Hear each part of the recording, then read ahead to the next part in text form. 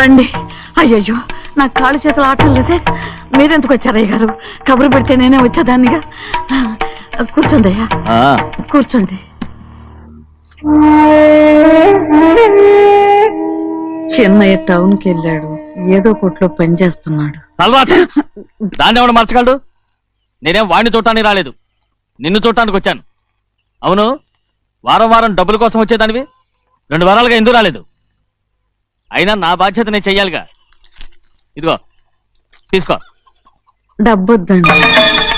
నీ మనవడిని నేను ఇంట్లోంచి తరిమేశాను వద్దంటున్నావా? ఇది నీ మనవడి కోసం కాదు, నీ కొడుకు కోసం నేను చెయ్యాల్సిన బాధ్యత. ఆనాడు ఊరంతా నా బిడ్డ తప్పు చేశాడన్నా, మీ మనసుకి మాత్రం తప్పు చేశాడనిపించలేదు. ఈ రోజు నా మనవడు కూడా ఏ తప్పు చేయలేదు. ఆ విషయం మీరు తెలుసుకుని వాడిని ఏ రోజు పనిలోకి రమ్మంటారో ఆ రోజే డబ్బు తీసుకుంటాను. నీ మనవడు చేసింది నేను కళ్ళారా చూశాను. దాని గురించి మాట్లాడాలంటే నాకే అసహ్యంగా ఉంది. డబ్బు తీసుకుంటావా లేదా? వద్దు బాబు. ఈ రోషమైన నాలో నేను చూస్తాను.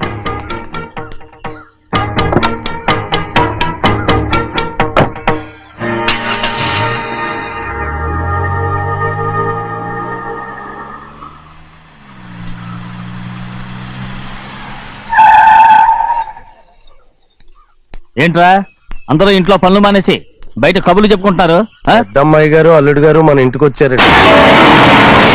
వారితో పాటు బంధువులు కూడా తీసుకొచ్చారండి, అందుకే మేమేం అనలేకపోయామండి. తాంబూలాలు కూడా పట్టుకొచ్చారండి.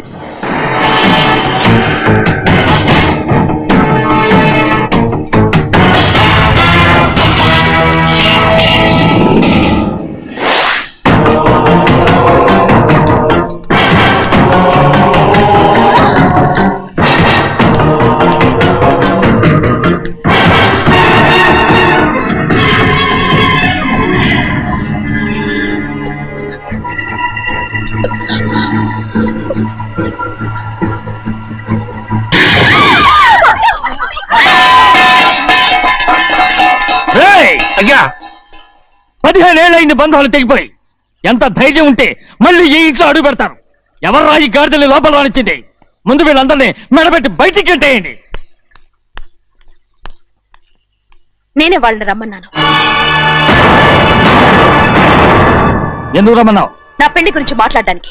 నీ పెళ్లి గురించి మాట్లాడటానికి వాళ్ళెవరు? నా తోడ పుట్టింది, మీ కన్న కూతురు. దాని మెడలో తాళి పండే రోజునే ఆ వర్షం మారిపోయింది. తాళి కట్టించుకుని వేరే ఇంటికి వెళ్ళినంత మాత్రాన మీ కూతురు కాకుండా పోతుందా? ఈ విత్తనవాదం వద్దు. రమ్మని చెప్పింది నువ్వే, వాళ్ళని పొమ్మని చెప్పు. అంత కాని పని మేమేం చేశాం బావా? ఇంకోసారి బాగా అంటే మర్యాద దక్కదు. మీ చిన్న కూతురు పరుగు పోయినప్పుడు ఏమైందో ఈ మర్యాద? అది నా సొంత విషయం రా. నాకు సొంత విషయమే. ఏంటో నీ సొంత విషయం? అక్కడ నిలబడింది అది నా అక్క కూతురు, చేసుకునే హక్కు నాకుంది. అందుకే పిల్లని అడగడానికి వచ్చాం. చెప్పు తీసుకొడతాను. మీ అక్క పోయిన రోజునే ఆ బంధాలు అయిపోయాయి. నా కూతుర్ని ఎవరికి కట్టబెట్టాలో నాకు బాగా తెలుసు. కానీ నా పెళ్లికి నా ఇష్టం కూడా ఉండాలి నాన్న. ఓహో, వీడిని ఇష్టపడ్డావన్నమాట పెళ్లి చేసుకోవటానికి? కాదు, తల్లి ప్రేమకి ఎలాగో నోచుకోలేకపోయాను. అట్లీస్ట్ ఆ ఇంటికి కోడలుగా వెళ్ళి అక్కలోనైనా అమ్మని చూసుకుందామని ఆశపడ్డాను. నీ ఆశ నే బతుకున్నంత కాలం తీరదు. ఎందుకు తీరదు? నా పెళ్లికి మీ అనుమతి అవసరం లేదు. నేనిప్పుడు మేజర్ని. ఎవరితో మాట్లాడుతున్నావే?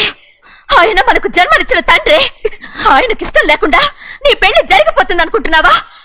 నువ్వు మేజర్ అంటున్నావే. ఇంతవరకు నిన్ను చదివించి పెద్దదాన్ని చేసింది ఎవరు? విదేశాల్లో చదివినంత మాత్రాన నోటికి వచ్చినట్టు మాట్లాడతావా?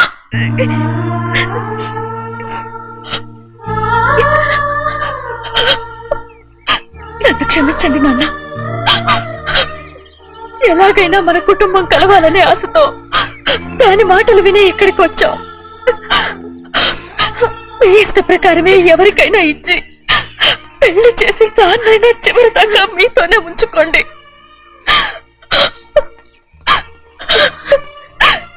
వెళ్ళొస్తానన్నా.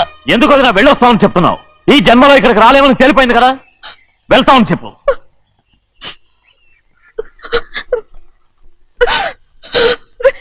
గోవిందయ్య, అయ్యా ఈ దరిద్రాన్ని బయటపడే. అలాగేనండి. నన్ను క్షమించండి నాన్న. ఊరుకోమ్మా, ఏదో తెలియక చేసావు, పర్వాలేదు. ఏమైందిరా అందరూ పరిగెత్తున్నారు? ఉండవా?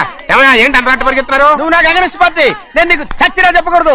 అయినా వయసులో పెద్దవాడు అడుగుతున్నావు కాబట్టి చెప్తున్నాను. మన బసవాడు లేడు, వాడు పండిస్తున్నాడంట. అగా బస్సోడు ఏంటి, పోయి కొండ ఎత్తడం ఏంటి? ఏ ఎగతాళిగా ఉందా? నేను ఎగతాళి చేయడం కాదండి, ఊరంతా పరిగెడుతున్నారు. పైగా 10 రూపాయలు టికెట్ అంట. బస్సోడు కొండ ఎత్తడం నాన్న నాన్న నేను నువ్వు వచ్చే హ్యాండ్ తీసుకెళ్ళి చూపిస్తాను. సరే. అది నా కూతురురా. ప్రశాంతంగా ఉండండి, ప్రశాంతంగా ఉండండి.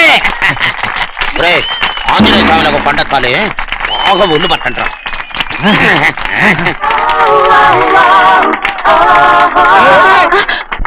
ఆడ కొండనెత్తబోదు నిన్ను ఎత్తిపోతాడు. ఊరుకోండి కుమస్తా గారు, ఆడికి ఆ కొండనెత్తడం ఈజీ, దీన్ని ఎత్తడం కష్టం. ఆ వయసులో ఉన్న ఆడపిల్లని చూస్తే చాలు తలనేరిసినోడికి కూడా జోకులు వస్తాయి.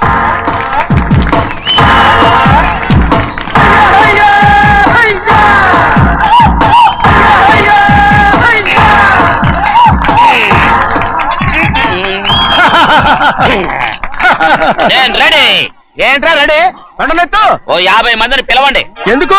ఆ కొండను తెచ్చి నా చేతుల మీద పెట్టడానికి. అప్పటి నుంచి నేను చెబుతూనే ఉన్నా ఇది ఫిట్టింగ్ ఏదో పెడతాడు అని.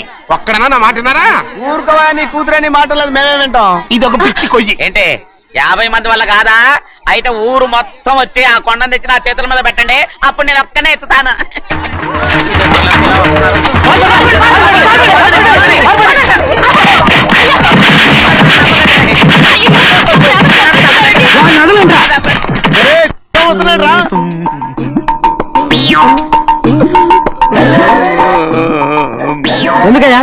ఎందుకయ్యా అమాయకుని పట్టుకుని అందరూ చిత్త కొడుతున్నారు? అమాయకుడా? వీడా? అవును. స్వామి స్వామి మా వారిని రక్షించినందుకు చాలా థ్యాంక్స్ అండి. ఏ స్కూల్లో చదువుతున్నారా? Co education. అదే కరెక్ట్. Correct correct correct. ఇటు ఇటు ఇప్పుడు మాట్లాడు. నీ కూతుర్ని ఇతనికి ఇచ్చి చెయ్యాలి అంటే ఇతను తెలివైన వాడని నిరూపించుకోమన్నారుగా. అవును. ఇప్పుడు నేను చెప్తున్నాను, ఇక్కడున్న మీ అందరికంటే ఇతనే తెలివైన వాడు. ఎలాగా? ఆంజనేయుడు తప్ప ఆ కొండను ఎవరైనా ఎత్తగలరా? ఆ, చేయలేని దాన్ని చేయగలనని చెప్పి మీ అందరిని నమ్మించి ఇక్కడ తీసుకొచ్చాడే, ఇతను తెలివైనడు కదంటారా? ఇది తీవ్రంగా ఆలోచించవలసిన కరెక్ట్. ఒక తెలివైన వాడే ఎదుటి వాళ్ళని తెలివి తక్కువ వాళ్ళని చేయగలడు. He's very bright. ఇప్పుడైనా ఒప్పుకుంటారా? ఒప్పుకున్నట్టే గుండె మీద చేసుకున్నాడు కనుక. స్వామీజీ స్వామీజీ చెప్పు. మీ ఆశీర్వాదం ఉంటే ఆ. వచ్చే వారం నేను ఆ. నీళ్ల మీద నడుస్తాను, ఆపై వచ్చే వారం భూమి మీద ఈదుతాను. అలాగా? ఏది నీళ్ళల్లో నడు చూద్దాం. ఇక్కడ నీళ్లు లేవే. నువ్వు నీళ్ళలో నడుస్తావో నేల మీద ఎత్తావో నాకు అనవసరం. నా కూతురుతో నువ్వు సరిగ్గా నడుచుకుంటావా లేదా? స్వామీజీ చెప్తే నడుచుకుంటాను. స్వామిలాగా మాత్రం నడవకు. ఈ జన్మలో చస్తే నీకు పెళ్ళి అవుతుంది. దా, ఉమ్. దా. ఆ, చేతులు కలపచ్చుగా. భజన వాయించండి. వెళ్ళొస్తాను. స్వామీజీ స్వామీజీ స్వామీజీ ఏంట్రా? అది నా పెళ్ళం చెయ్యి. ఓ సారీ, నా చేతి కర్ర అనుకున్నాను. స్వామీజీ అంటే వీడు కర్రను వదిలేసి కన్నీ నెత్తికెళ్తున్నాడు.